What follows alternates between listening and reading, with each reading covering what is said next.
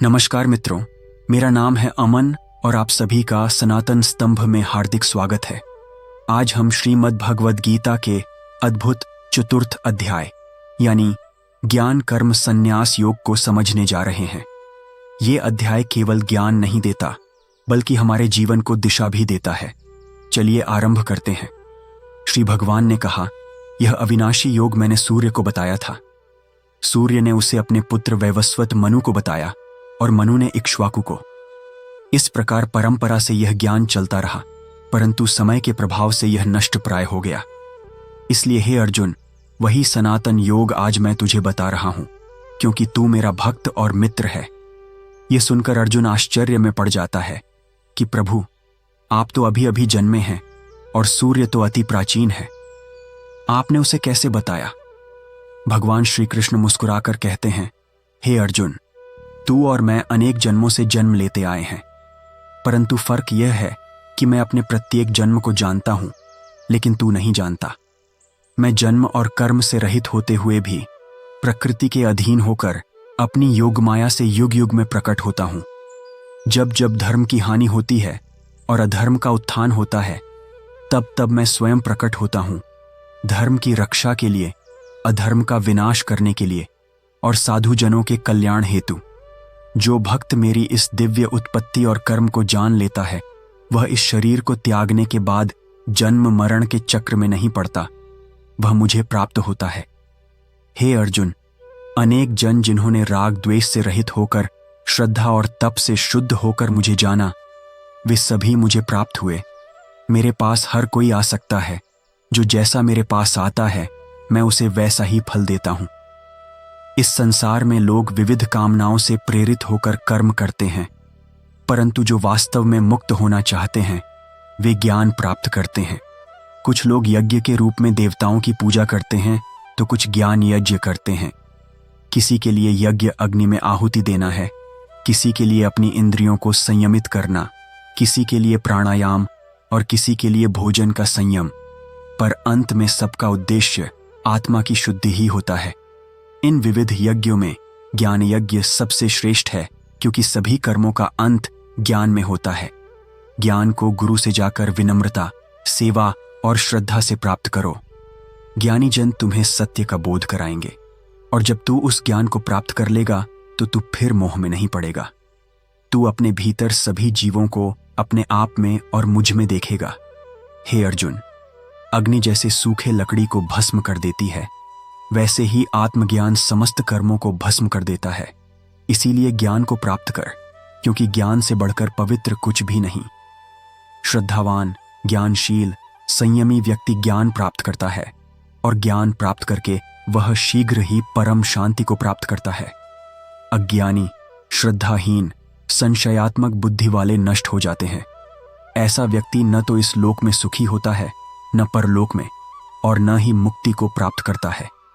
इसलिए हे भारतवंशी अर्जुन, अपने हृदय में स्थित संदेह को ज्ञान की तलवार से काट डाल और कर्म योग में स्थिर हो जा। श्री भगवान ने अर्जुन को यह समझाया कि ज्ञान प्राप्त करने के बाद ही मनुष्य अपने संदेहों से मुक्त हो सकता है। संदेह ही वह अंधकार है जो आत्मा के प्रकाश को ढांक देता है, और जब तक यह संदेह बना रहता है, तब तक न तो व्यक्ति सही निर्णय ले सकता है और न ही सही दिशा में बढ़ सकता है। इसलिए श्री कृष्ण कहते हैं, अर्जुन, तू उठ, ज्ञान की तलवार से अपने संशय को काट डाल और युद्ध के लिए तैयार हो जा। यह युद्ध केवल बाहरी शत्रुओं से नहीं, बल्कि अपने भीतर की अज्ञानता, मोह और असमंजस से भी है। इस पूरे अध्याय में भगवान ने केवल युद्ध की बात नहीं की, बल्कि जीवन के प्रत्येक कार्य में आत्मज्ञान को केंद्र में रखने की बात कही है। जब हम ज्ञान से कार्य करते हैं, तब हमारे कर्म बंधन नहीं बनते, वे हमारे उद्धार का साधन बनते हैं। यही है अध्याय 4 का मूल, ज्ञान और कर्म का संयोग। यहां भगवान न केवल ज्ञान की महिमा बताते हैं, बल्कि यज्ञों के प्रकार समझाकर यह भी सिखाते हैं कि हर कर्म एक यज्ञ बन सकता है, यदि वह निस्वार्थ और समर्पण भाव से किया जाए। चाहे वह श्वासों का यज्ञ हो, इंद्रियों का संयम हो, भोजन में मितता हो, या फिर केवल मौन रहकर आत्मनिरीक्षण, सब कुछ साधना है। और ये सब हमें अंततः उसी एक लक्ष्य की ओर ले जाते हैं, आत्म साक्षात्कार। भगवान यह भी कहते हैं कि कर्म को तब तक करते रहो जब तक तुम्हारा मन शुद्ध न हो जाए।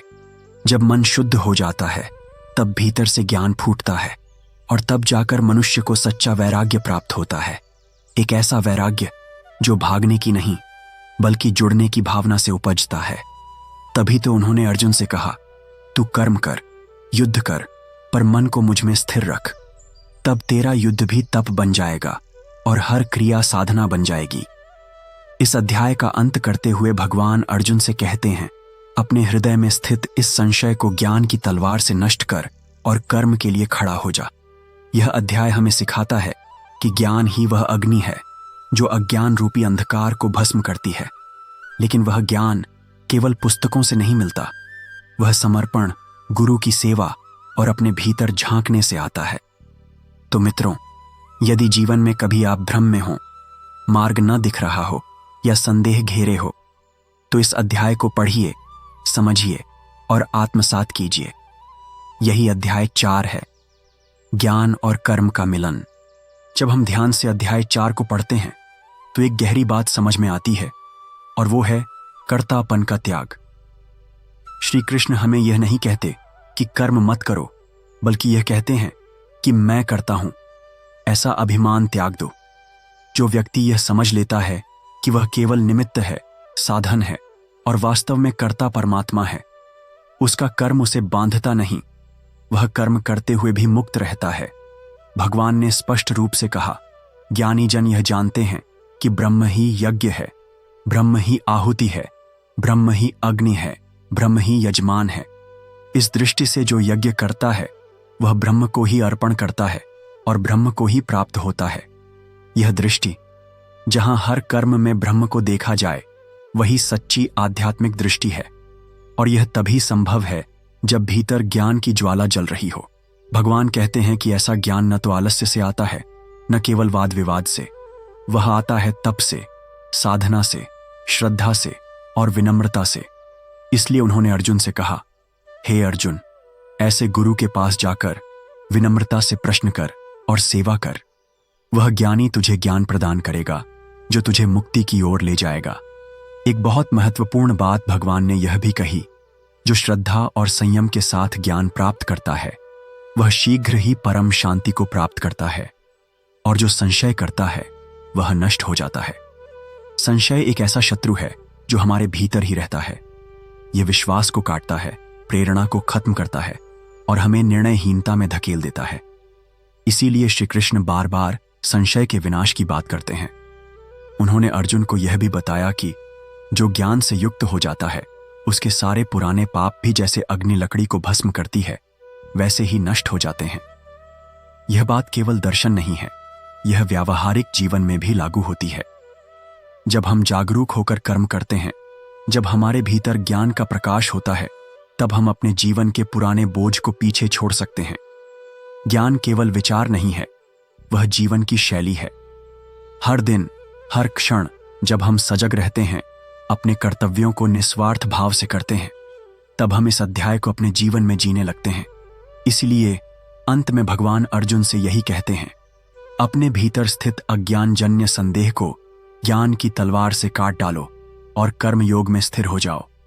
यही है अध्याय 4 की आत्मा, ज्ञान, संदेह का अंत, कर्तापन का त्याग और समर्पण से युक्त कर्म। जब अर्जुन ने भगवान की इन वाणियों को सुना तो उसके अंतःकरण का अंधकार धीरे धीरे छंटने लगा। वह जो युद्ध भूमि में खड़ा था, भ्रम में, संशय में, भय में, अब ज्ञान से आलोकित हो रहा था।